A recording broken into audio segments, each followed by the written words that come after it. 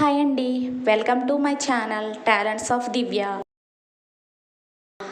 ఈరోజు మన ఛానల్లో చూపించబోయే రెసిపీ బొబ్బర్లతో దోశలు.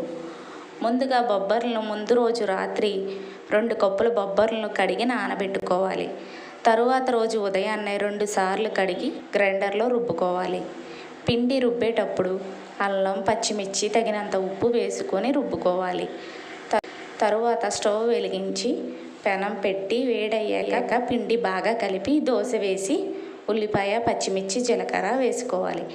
తర్వాత బొబ్బర్ల దోశలకి వేరుశనగుల చట్నీ చాలా బాగుంటుందండి.